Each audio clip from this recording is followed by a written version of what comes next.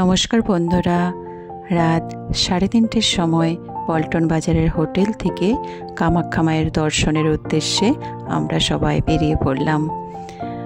তো এখন হলো কিছু নতুন নিয়ম চালু হয়েছে, তো সেটার জন্য আমাদেরকে এত রাতেই বেরোতে হলো। একটা টিকিট নেওয়ার ব্যাপার হয়েছে, সেটা আগে ছিল না, এখন সেই টিকিটটা নিতে হবে।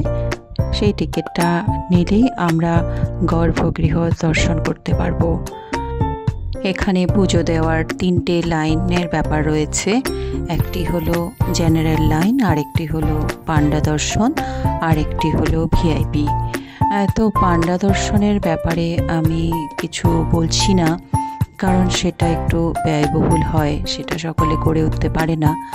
আর ভিআইপি লাইনটার এইবার গেলাম না, কারণ এর আগে যখন আমরা এসছিলাম তখন দেখেছি জেনারেল লাইন আর ভিআইপি লাইন মোটামুটি একসাথেই ছাড়ে আর কি।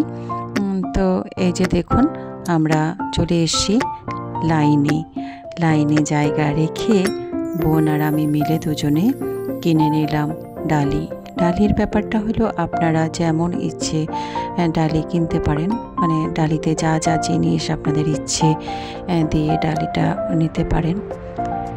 তো আমরা দুজনে ডালি নিয়ে নিলাম। 3টে ডালি নিয়েছি, একটি আমার, একটি বোনের, আর একটি দিদি আমার পুজো দিতে বলেছিল, সেই ডালিও আমি নিয়ে নিলাম। তো এখানে প্রচুর দোকান রয়েছে, কোনো অসুবিধা হবে না, লাইনে কাউকে দাঁড় করিয়ে এগুলো কিনে নিলেই হয়ে যায় আর কি। সকাল 5টার সময় গেট খুলবে, যদিও তার আগেই সবাই দাঁড়িয়ে পড়ে। কেউ শুনেছি রাত নাকি 12টা, তারও আগের থেকেই দাঁড়িয়েছিল অনেকে। তো আমরা এসে পৌঁছাতে একটু সময় লেগেছে, কারণ পল্টন বাজারে ছিলাম, তো সেখান থেকে আসতে একটু সময় লেগেছিল, না হলে হয়তো আরও আগেই আমরা দাঁড়াতে পারতাম। কামাখ্যাতে থাকলেই বেশি ভালো হয়, কামাখ্যা মায়ের পুজো দিতে আসলে তো সেটা সুবিধাজনক হয় একটু। তো এই যে আমরা এবার টিকিটটা নেওয়ার জন্য আস্তে আস্তে এগিয়ে যাচ্ছি।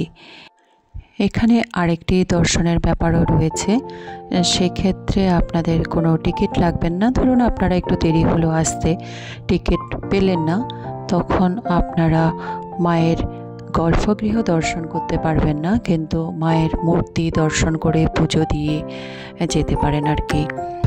তো এই যে আমরা এইবার টিকিট নেওয়ার জন্য একদম কাছে চলে এসেছি, ফটো দিয়ে আমাদেরকে টিকিট দেওয়া হবে।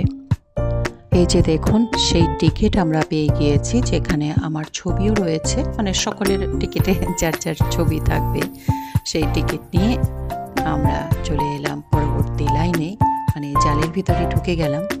সেখানে ঢোকার পরে আমি আর রেকর্ডিং করিনি, কারণ বারণ রয়েছে, যখন সেটা আর করিনি। খুব সুন্দরভাবে মায়ের পুজো দিয়ে বাইরে এসে প্রদীপ জ্বালালাম।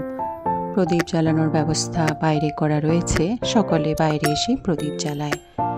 মায়ের কাছে এসে যেন মনটা ভরে যায়। এই যে কত ঘন্টা দাঁড়িয়ে থাকার ব্যাপার, এগুলো যেন কিছুই মনে হয় না। মায়ের দর্শন করতে পেরেছি, মায়ের গর্ভগৃহে গিয়ে পুজো দিতে পেরেছি, সেটাই বড় ব্যাপার। আজকে তাহলে আসি। জয় কামাখ্যা মায়ের জয়।